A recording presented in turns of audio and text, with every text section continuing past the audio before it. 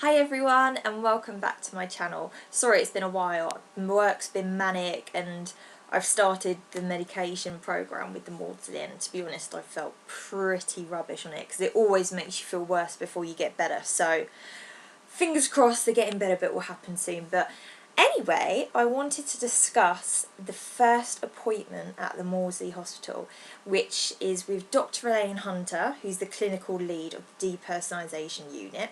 By the way, this is Lulu the unicorn, the fat unicorn. Okay, so my advice before going into your appointment is to make notes, as many as you can, about your life, about your symptoms, when it started, all the appointments you've ever had, any therapy you've had, just everything. You can't make enough notes.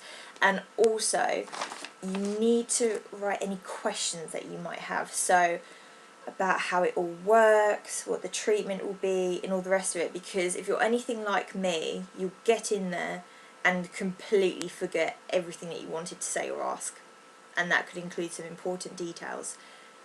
I pretty much forgot a lot and I was really annoyed with myself after for not doing this, so definitely do that before you go in. So your appointment should last between 2 to 3 hours. I think mine lasted about 3 hours in the end. And like I said, you get to see Dr. Elaine Hunter. I actually had a psychiatry student in there as well who was observing the session. So that was kind of cool. To start with, Elaine will ask you all about your symptoms. So just get everything out there, everything that you're feeling, every symptom, no matter how small you think it is and how insignificant. Tell her everything. She'll also ask you on a scale of 1 to 100 the severity of your depersonalisation or derealisation, and also if the experiences are constant or not. So mine are constant and mine was about 85–90%. Any other problems beside it? So mine causes panic attacks and a panic disorder, and more recently in the last year it's given me low mood and depression because I just got so fed up with having this for so many years. It made me start to struggle a little bit. So that's your first bit of your appointment with Dr. Elaine Hunter, so that's the first thing you need to be making details on. Then we carry on. So she then talks through your questionnaires. So if you watch my last video, you'll see I talk about questionnaires that you get sent before you go to the hospital, so they can get an idea of what you're like before you go in. And that's when she said to me she could see that I was being really honest, because for some things I had no symptoms at all, whereas others I was 100%. She said some people just put 100% for everything because they just think that's the best thing to do, because they're so scared of all of a sudden getting turned away from going to Maudsley. Also talks through the anxiety and depression scales, because you also have to answer questions on anxiety and depression. What did I get?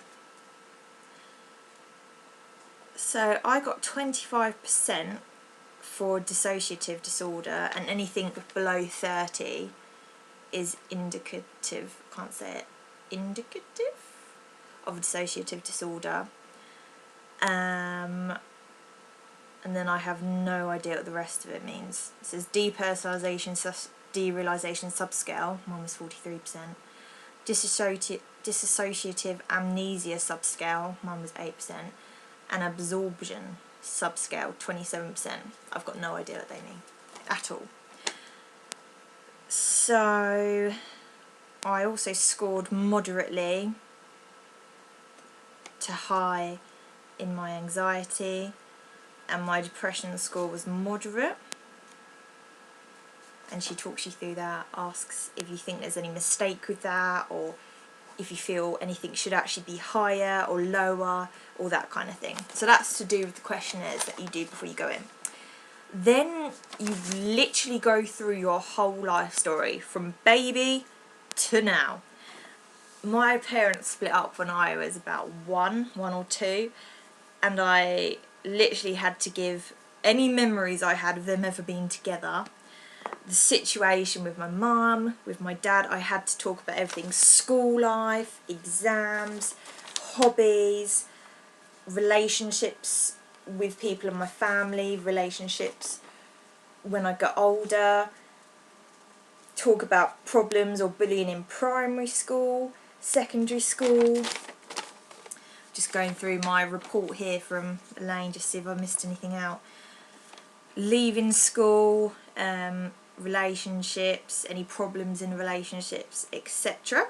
So that's where I felt I needed to put more notes in. I have a history of suffering from emotional and mental abuse, and I felt I could have gone into a lot more detail, but at the time I just froze and I couldn't think of anything at all. Then you get asked the onset of your current problems. So when your DP or DR started, what was happening around the time, if you think anything in particular triggered it off.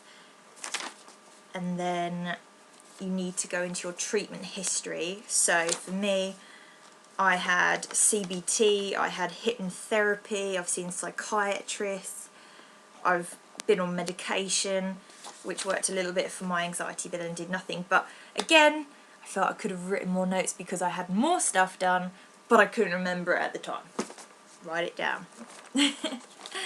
Then you get asked about your current circumstances. So how you feel about work, your current relationships, your relationships with your family, where you live. So I love all of that. I have, apart from this, my life is technically great, so I'm always a bit of a bafflement to these doctors. You get asked if you've ever done drugs, smoke, whether you drink, all that kind of thing as well. And then Elaine will go through a summary of the appointment with you, what she thinks you have, and then she lets you know what's going to happen next. So I think that's about it. But yeah, all I can say is write those notes, get the details in, because you want to be as detailed as you can. You've got the time.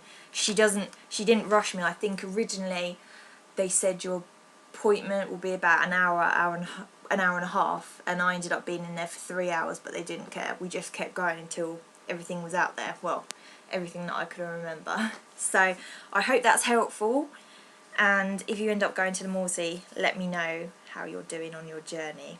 Hope you have a great day, and if you're in the UK, enjoy the weather. Okay, thank you very much. Bye.